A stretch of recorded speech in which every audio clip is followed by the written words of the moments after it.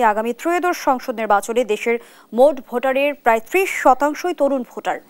ডাকসুর এই ফলাফল জাতীয় সংসদ নির্বাচনে গুরুত্বপূর্ণ প্রভাবক হয়ে উঠবে কি না? আমার ব্যক্তিগত হিসাব হচ্ছে, প্রথমে এখানে দুইটা প্রশ্ন আছে, আমি দুইভাবেই বলি। একটা হচ্ছে ডাকসু নির্বাচন এবং জাকসু রাকসু আরো অনেকগুলো আছে। এইবার ডাকসু নির্বাচন, অনেকদিন পরে নির্বাচন, গণ অভ্যুত্থানোত্তর পরিস্থিতি নির্বাচন, মিডিয়া একটা ভিন্ন হাইটে নিয়ে গেছে, বোঝা গেল। সুতরাং এইটার ব্যাপক প্রভাব, শব্দটা আমি খেয়াল করেন, ব্যাপক প্রভাব জাতীয় রাজনীতিতে পড়বে আমি মনে করি না, এটা পরিষ্কার করে বলি। এবং সেক্ষেত্রে আগে যেটা বলেছি খালি রিপিট করি, ধরেন এইখানে আন্দোলনকারী অনেকে ছিল, দৃশ্যমান আন্দোলনকারী ছাত্রছাত্রীরা, তাদেরকে অনেককে ভোট দিয়েছে। তা আপনি প্রভাব এইভাবে পড়বে, জাতীয় রাজনীতিতে আন্দোলনকারী শক্তি যখন তার ওইখানে দাঁড়াবে, রাজনৈতিক দলের নেতা কর্মীরা, তাদের উপরই প্রভাব পড়বে। এর বাইরে তো এই ধরনের কোনো শক্তি নাই যে তারা একটা ভোটে দাঁড়িয়ে এখন ইতিমধ্যেই তারা একটা ন্যাশনাল ফিগার হয়ে গেছে, মানে আমি ভোটে দাঁড়ানোর ন্যাশনাল, ছাত্র আন্দোলনের ন্যাশনাল ফিগার, কিন্তু ভোটে দাঁড়ানোর এমন কিছু দেখি না। সুতরাং ওই প্রভাব দেখি না। তবে দ্বিতীয় যে প্রশ্ন করেছেন, এইটা অবশ্যই আমাদেরকে বিবেচনায় নিতে হবে। এক্ষেত্রে কিছুটা প্রভাব পড়বে না তা আমি মনে করি না, সেটা পড়বে। সেটা কি? ওই যে বয়সের কে বললেন, যে বয়স 30 বছর বয়সী যারা আছে, তারা আগের মতো হয়তোবা ওই রকম একদল ওই রকম বিবেচনা করবে না। তারা আগের এক একটা রাজনৈতিক দল ভূমিকা কি ছিল, এখনকার কি বক্তব্য, এইগুলো বিবেচনায় নেবে। মিনিমাম যেমন ধরুন একটা গণতন্ত্রের প্রশ্ন আছে, দেশে যে বৈষম্যটা সেই প্রশ্ন আছে, আগামীতে জাতীয় রাজনীতিতে বেকারত্ব কি পরিমাণ আমরা নিরসন করতে পারবো, বৈষম্য নিরসন করতে পারবো, এই ধরনের বিষয়গুলো যদি রাজনৈতিক দলগুলো যথাযথভাবে দৃশ্যমান করতে পারে, সে যে দলই হোক, আমি আমার মতো করব, বিএনপি তার মতো করবো, অন্যরা তাদের মতো করে করবে, তাহলে তারা কিন্তু রাজনৈতিক অপশানই বেছে নিতে পারবে।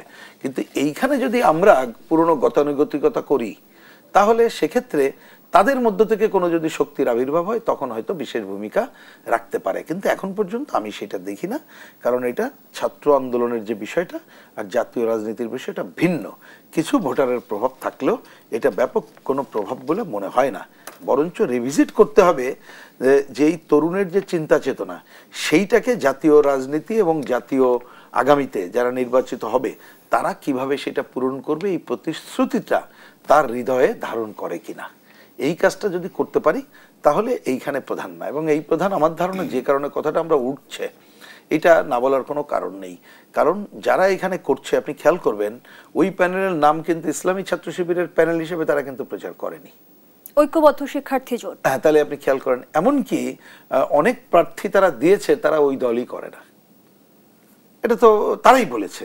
তাহলে আপনি কিন্তু, সুতরাং এইখানে যেটা অনেকেই বলে করছে অমুক দলের ভূমিধস জয়, অমুক জয়, সেটা কিন্তু এত সহজে বলা সহজ বলে আমার কাছে মনে পড়ে না। তাহলে কি কৌশলে এগিয়ে গেছে ছাত্র শিবির, তা যদি বলেন, হ্যাঁ, সেটাকে আমি বরঞ্চ সেই বিবেচনাটা করতে রাজি যে তারা ডাকসুতে যেভাবে ভোট করলো, যেভাবে প্রার্থী দাঁড় করালো, যেভাবে প্রচার করলো এবং যেভাবে ভোট পেলো, সেই পেলোটার এখনো সব উত্তর আমার কাছে নাই। যে ম্যানিপুলেশন কতটুকু হয়েছে, একটা হলে তো হয়েছে, এটা তো প্রমাণিত, কিন্তু একটা হয়েছে না 1000টা হয়েছে সেটা এখনো প্রমাণিত না। একটা তো প্রমাণ হয়েছে, 1000টা প্রমাণিত না, সেইটার ব্যাপার। এইখানে ধরেন একটা বিরাট অংশ যে পুরনো পতিত শক্তি যারা ছিল, তাদের তো সমর্থক বাহিনী আছে, সেই ভোটগুলো কোথায় গেল? এগুলো তো হিসাবের ব্যাপার। এবং এইটা আমরা তো জানি যে বিগত দিনে এই যে দলের কথা বলছেন, তারা কিন্তু ওই দলের সাথেই ছিল। এবং এখন যতই তারা এসে অন্য দল করুক না কেন, পুরনো আপনার ছবি টবি বা পুরনো সোশ্যাল মিডিয়াতে গেলে তাদেরকে কেউ পৃথক করতে পারবেন এমন কিন্তু বলা যায় না। সুতরাং কে যে কোন দল করে, এইটা হয়তো আপনি এখনো পর্যন্ত নিশ্চয়তা দিয়ে বলতে পারেন না। সুতরাং হয়তো নানা ধরনের ইকুয়েশন কাজ করেছে।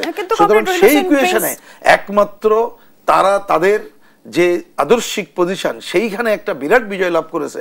আমি অন্তত পক্ষে এখনো সেই মূল্যায়নের যাওয়ার পক্ষে না।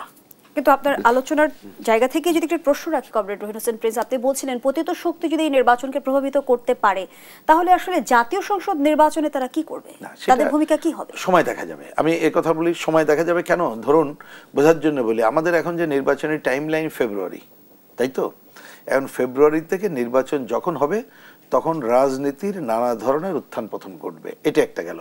2 নম্বর মনে রাখতে হবে, এটা প্রসঙ্গটা, এটা বড় আলোচনা, তবু আমি ছোট করেই খালি বলি, যে ছাত্রদের কথা আমরা বলছি, যাদের বয়সের কথা আপনিও বললেন, তারা এবং জাতীয় রাজনীতিতে আরো যে ভোটার আছে তাদের ইতিহাস ঐতিহ্য কিন্তু ডিফারেন্ট। এইখানে অনেকে, আমি আগেই বলেছি, ধরেন আন্দোলনের সামনের সারিতে ছিল, একসময় সে শিবির করতে জানতো না, সে তো তার ক্লোজ মানুষ, তাকে ভোট দিতে যত স্বাচ্ছন্দ্য বোধ করবে, কিন্তু বাইরে এসে সে যখন দেখবে মুক্তিযুদ্ধে তার ভূমিকা কি, তার অন্য সময় ভূমিকা কি, কি করেছে, তাকে এত স্বাচ্ছন্দ্য বোধ করে ওইখানে ভোট দেবে এবং জাতীয় রাজনীতিতে ব্যাপক প্রভাব ফেলবে, এইটা এক কাতারে ফেলানো মোটেই যথাযথ বলে আমি মনে করি না।